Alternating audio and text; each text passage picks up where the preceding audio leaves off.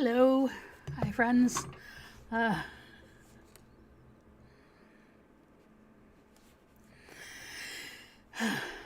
Here we are. I think live now. Hi, friends. It's Friday night, and I'm here with Pride and Prejudice once again. And I'll be taking a break after tonight because I'm just going to be reading them on the weekdays. Hi, Jules. Um, and so I will be reading. Unfortunately, we won't be getting to Mr. Collins today. I've checked ahead. Mr. Collins will be appearing on Monday. So we'll just be finishing up the visit at Netherfield today. I don't think that's a spoiler in case anyone has actually not read this book before. Oh, you like my mob cap? Yes, I thought it was a period appropriate way to cover my messy hair. So, Chapter 9. Elizabeth passed the chief of the night in her sister's room, and in the morning had the pleasure of being able to send a tolerable answer to the inquiries which she had received from Mr. Bingley by a housemaid, and some time afterwards from the two elegant ladies who waited on his sisters. In spite of this amendment, however, she requested to have a note sent to Longbourn desiring her mother to visit Jane and form her own judgment of her situation. A note was immediately dispatched, and its contents as quickly complied with.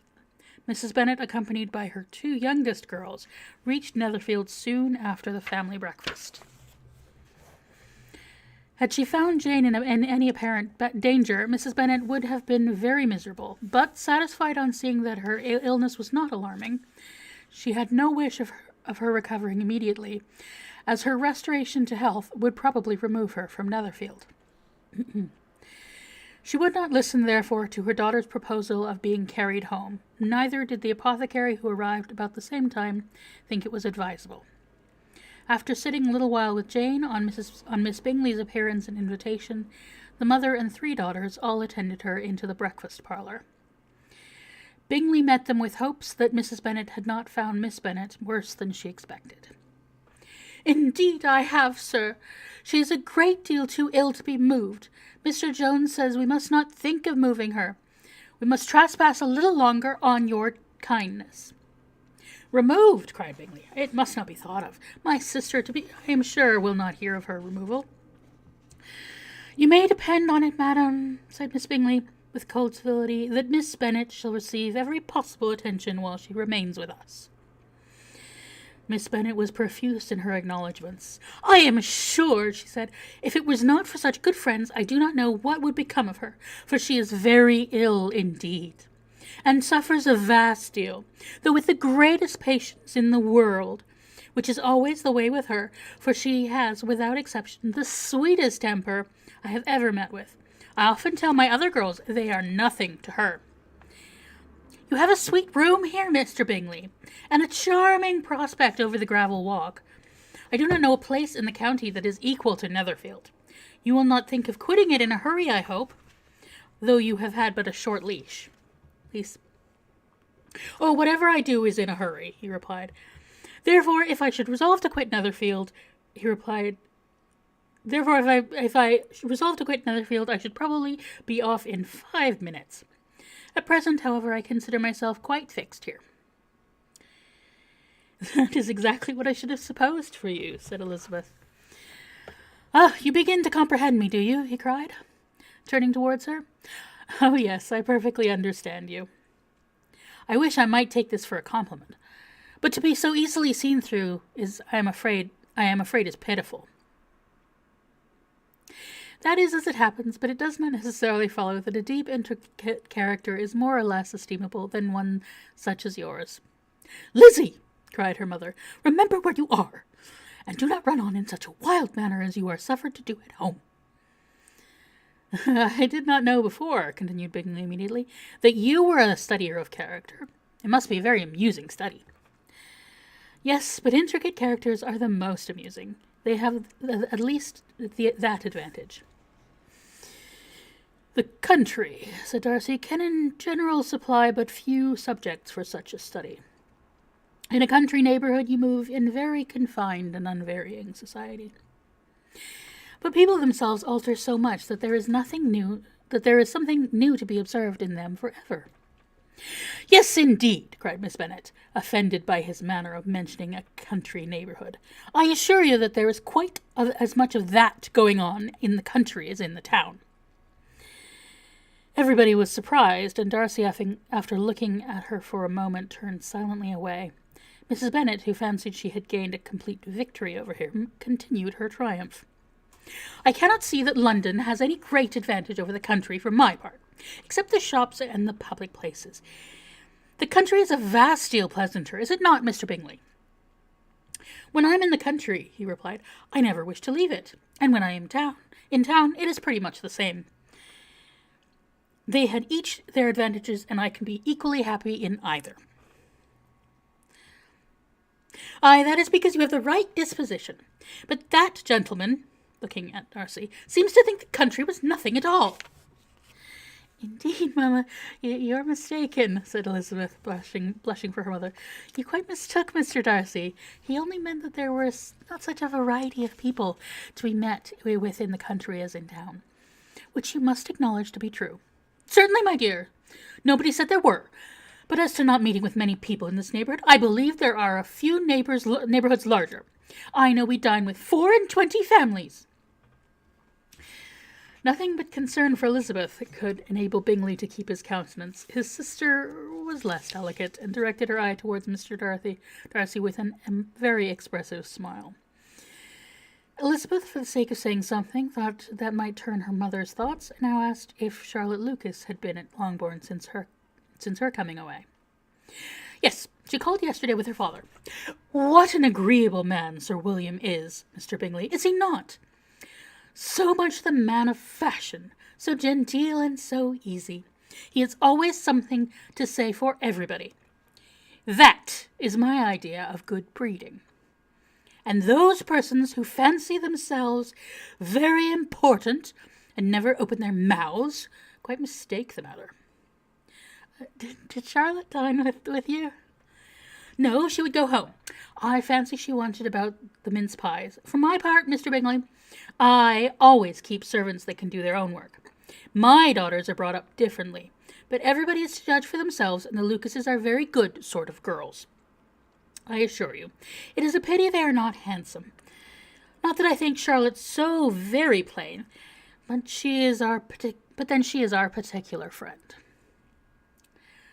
She seems a very pleasant young woman, said Bingley. Oh dear, yes. You must own she's very plain. Lady Lucas herself has often said so, and envied my Jane's beauty. I do not like to boast of my own child, but to be sure, Jane, one does not see anybody better looking. It is what everybody says. I do not trust my own partiality. When she was only 15, there was a gentleman at my brother Gardiner's in town so much in love with her that my sister-in-law was sure that he would make her an offer before we came away. But however, he did not. Perhaps he thought her too young. However, he wrote some verses on her that were very pretty. And so ended his affection, said Elizabeth impatiently. There has been many a one, I fancy, overcome in the same way. I wonder who first discovered the efficiency of poetry in driving away love. I had often been used to consider poetry as the food of love, said Darcy. Of a fine, stout, healthy love it may be. Everything nourishes what is strong already. But it is only a slight, thin sort of inclination. I am convinced that one good sonnet will starve it entirely away. Darcy only smiled, and the general pause which ensued made Elizabeth tremble lest her mother should be exposing herself again. She longed to speak, but could think of nothing to say, and after a short silence, Mrs. Bennet began repeating her thanks to Mr. Bingley for his kindness to Jane, with an apology for troubling him also with Lizzie. Mr. Bingley was unaffectedly civil in his answer, and forced his younger sisters to be civil also, and say what the occasion required. She performed her part, indeed, without much graciousness, but Mrs. Bennet was satisfied, and soon afterwards ordered her carriage. Upon this signal, the youngest of her daughters put herself forward. The two girls had been whispering to each other during the whole visit, and the result of it was that the youngest should tax Mr. Bingley with having promised on his first coming into the county to give a ball at Netherfield. Lydia was a stout, well-grown girl of 15, with a fine complexion and good-humoured countenance, a favourite with her mother, whose affection had brought her into public at an early age. She had high animal spirits and a sort of natural self-confidence, which the attentions of the officers to whom her uncle's good dinners and her own easy manners recommended her had increased into assurance. She was very equal, therefore, to address Mr. Bingley on the subject of the ball, and abruptly reminded him of his promising, adding that it would be the most shameful thing in the world if he did not keep it. His answer to the sudden attack was delightful to their mother's ear. "I am perfectly ready, I assure you, to keep my engagement, and when your sister is recovered, you shall please name the very day of the ball. But you would not wish to be dancing while she is ill." Lydia declared herself satisfied. "Oh, yes, it would be much better to wait until Jane was well, and by that time most likely Captain Carter would be at Meryton again. And when you have given your ball," she added, "I shall insist on them giving one also. I shall not tell Colonel Foster. It would be quite a shame if he does not." Mrs. Bennet and her daughters then departed, and Elizabeth returned instantly to Jane, leaving her own and her relations' behaviour to the remarks of the two ladies and Mr. Darcy, the latter of whom, however, could not be prevailed on to join in their censure of her, in spite of all Miss Bingley's witticism on fine eyes.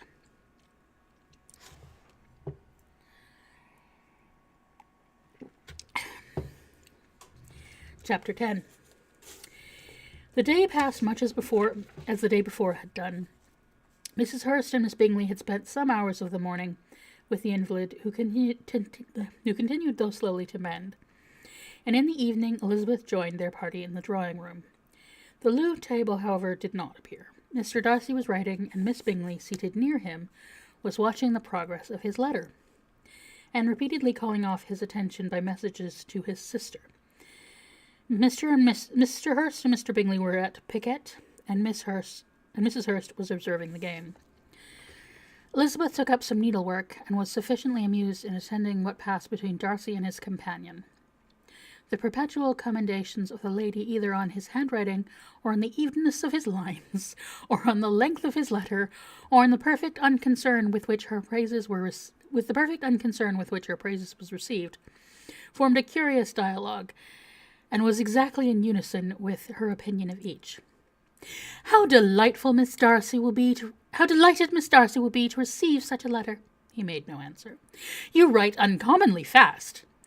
"You are mistaken. I write rather slowly." "How many letters must you have occasion to write in the course of a year? Letters of business, too. How odious I should think them." "It is fortunate, then, that they fall to my lot instead of to yours." "Pray tell your sister that I long to see her." "I have already told her so once by your desire." "I'm afraid you do not like your pen. Let me mend it for you. I mend pens remarkably well." "Thank you, but I always mend my own." "How can you contrive to write so even?" He was silent.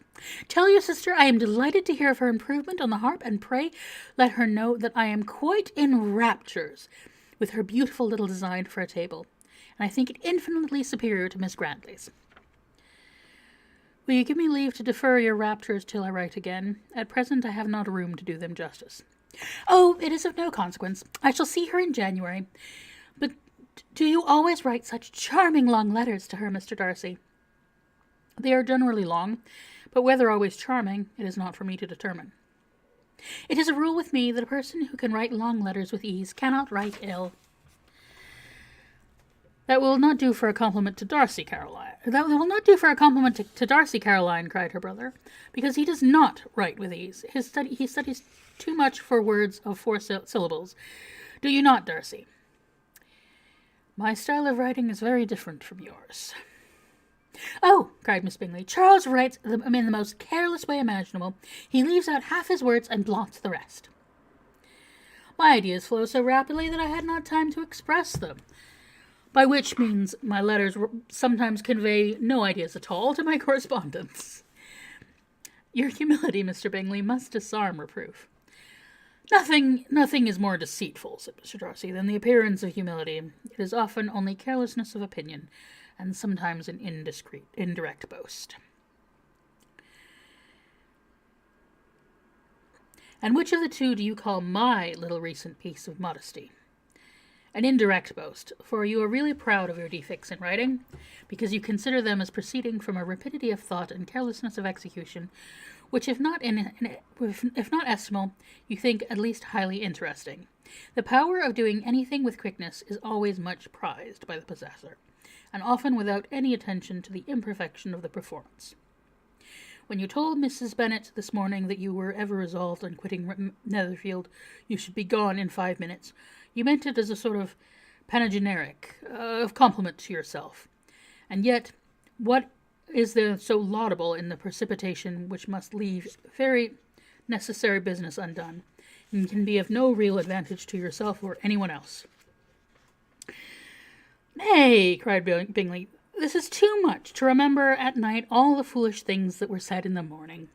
And yet, upon my honour, I believe that what I said of myself to be true. I believe at the moment. At least, therefore, I did not assume the character of needless precipitance merely to show off before the ladies. I dare say you do believe it, but I am by no means convinced that you would be gone with such celerity. Your conduct would be quite as dependent on chance as that of any man I know. And if, as you were mounted on your horse, a friend were to say, Bingley, you had better stay till next week, you would probably do it. You would probably not go, and at another word might stay a month. You have only proven by this, cried Elizabeth, that Mr. Bingley did not do justice to his own disposition. You have shown him off now much more than he did himself. I am exceedingly gratified by your converting my friend what my friend says into a compliment on the sweetness of my temper.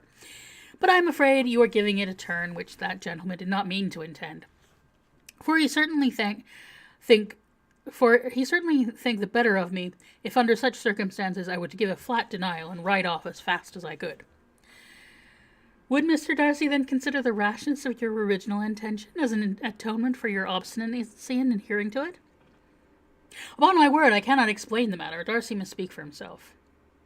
You expect me to account for opinions which you choose to call mine, but which I have never acknowledged. Allowing the case, however, to stand according to your representation, you must remember, Miss Bennet, that the friend who is supposed to desire his return to the house, and the delay of his plan, has merely desired it, asking without offering one argument in favour of its propriety. To yield easily is the persuasion of a friend is no merit to you. To yield without conviction is no compliment to the understanding of either. You appear to me, Mr. Darcy, to allow nothing for the influence of friendship and affection.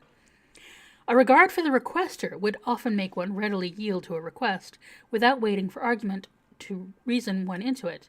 I am not particularly speaking of such cases as you've supposed about Mr. Bingley. We may as well wait perhaps till the circumstance occurs, before we discuss the discretion of his behaviour thereupon. But in general, and ordinary cases between friend and friend, where one of them is desired by the other to change a resolution of no great moment, you should think it ill of that person for complying with the desire without waiting to be argued into it. Well, will it not be advisable, before we proceed on the subject, to arrange with rather more precision the degrees of importance which is to appertain to this request, as well as the degree of intimacy subsisting between the parties? By all means, cried Bingley. Let us hear all the particulars, not forgetting the comparative height and size, for that will more weight in the argument. Miss Bennet, then for that will more weight in the argument, Miss Bennet, than you will be aware of. I assure you that if Darcy were not such a great tall fellow, in comparison with myself, I should not pay him half so much deference. I declare I do not know a more awful object than Darcy on a particular occasion, and in particular places, at his own house especially, and of a Sunday evening when he has nothing to do. Mr. Darcy smiled, but Elizabeth thought she could perceive that he was rather offended, and therefore checked her laugh. Miss Bingley warmly resented the indignity he had received, and in an expostulation with her brother for talking such nonsense. "I see your design, Bingley," said his friend. "You dislike an argument and want to silence this." "Perhaps I do. Arguments are too much like disputes. If you and Miss Bennet will defer yours till I am out of the room, I shall be very thankful. And then you may say whatever you like about me." "What you ask," said Elizabeth, "is no sacrifice on my side." And Mr. Darcy had much better finish his letter. Mr. Darcy took her advice and did finish his letter. When the business was over, he applied to Miss Bingley and Elizabeth for the indulgence of some music. Miss Bingley moved with alacrity to the pianoforte, and after polite request that Elizabeth would lead the way, which the others as politely and more earnestly negated, she seated herself. Mrs. Hurst sang with her sister, and while they were thus employed, Elizabeth could not help observing, as she turned over some music books that lay on the instrument, how frequently Mr. Darcy's eyes were fixed on her.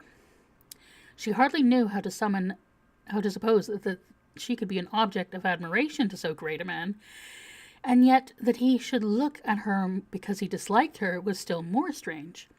She could only imagine, however, at last, that she was wrong and reprehensible according to his ideas of right, than any other person present.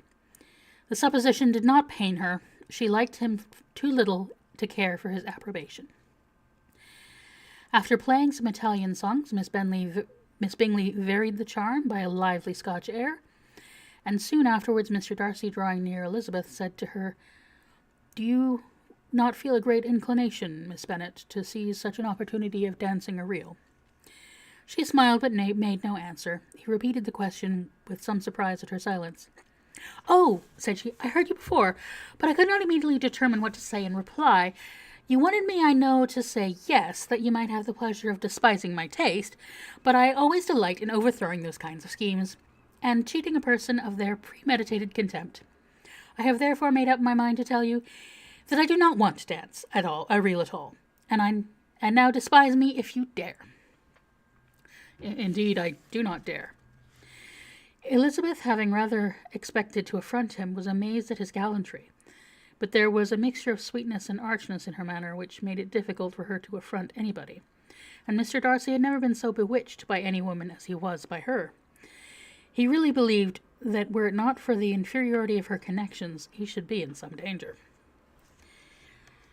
Miss Bingley saw or suspected enough to be jealous, and her great anxiety for the recovery of her dear friend Jane received some assistance from her desire of getting rid of Elizabeth. She often tried to provoke Darcy into disliking her guest, by talking of their supposed marriage and planning his happiness in such an alliance. "I hope," she said, as they were walking together in the shrubbery the next day, "you will give your mother-in-law a few hints when this desirable event takes place as to the advantage of holding her tongue. And if you can compass it, I do cure the younger girls of running after the officers. And if I may mention so delicate a subject, never check that little something bordering on conceit and impertinence which your lady possesses. Have you anything else to propose for my domestic felicity? Oh, yes. Do let the portraits of your uncle and Aunt Phillips be placed in the gallery at Pemberley. Put them next to your great uncle the judge. They are in the same profession, you know, only in different lines. As for your Elizabeth's painting, you must not attempt to have it taken, for what painter could do justice to those fine eyes? It would not be easy, indeed, to catch their expression, but their color and shape, and the eyelashes so remarkably fine, might be copied. At that moment they met from another walk by Mrs. Hurst and Elizabeth herself. I did not know that you intended to walk, said Miss Bingley, in some confusion, lest they had been overheard. You used us abominably ill, answered Mrs. Hurst, in running away without telling us that you were coming out. Then, taking the disengaged arm of Mr. Darcy, she left Elizabeth to walk by herself. The path just admitted 3. Mr. Darcy felt their rudeness and immediately said, This walk is not wide enough for our party. We had better go into the avenue. But Elizabeth, who had not the least inclination to remain with them, laughingly answered, No, stay where you are. You are charmingly grouped and appear to uncommon advantage. The picturesqueness would be spoilt by admitting a fourth. Goodbye. She then ran off gaily, rejoicing as she rambled about in the hope of being at home in a day or two. Jane was already so much recovered as to intend leaving her room for a couple of hours that evening. Oh. Hello, Joel. So I think we've established that Bingley has ADHD and Darcy is autistic.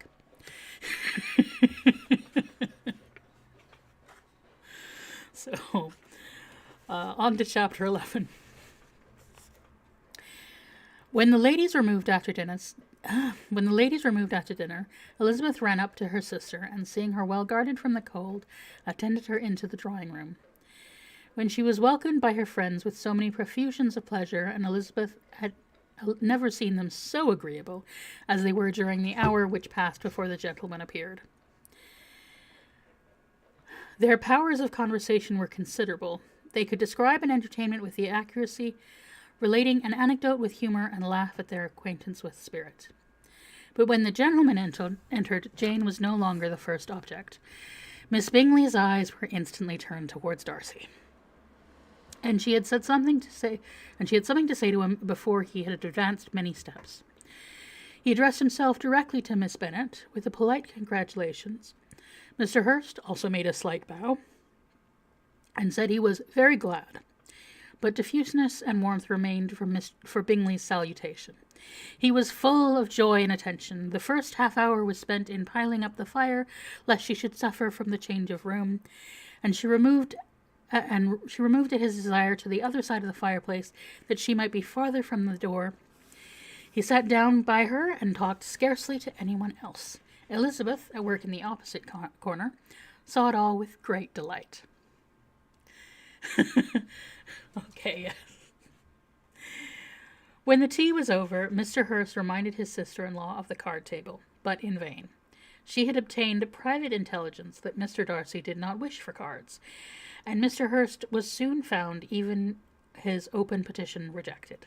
She assured him that no one intended to play, and the silence of the whole party on the subject seemed to justify her.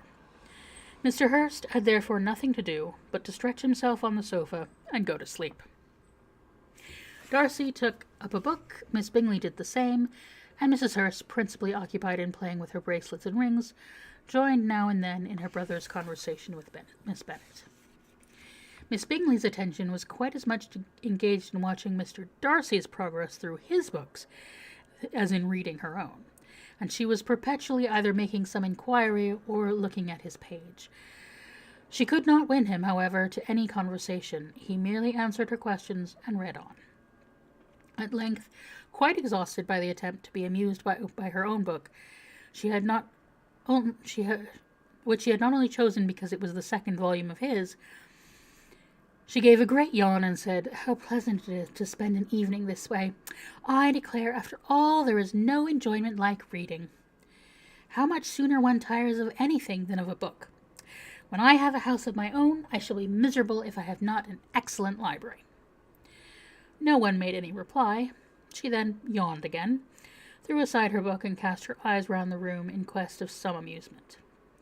When hearing her brother mentioning a ball to Miss Bennet, she turned suddenly towards him and said, "By the by, Charles, are you serious in meditating a dance at Netherfield?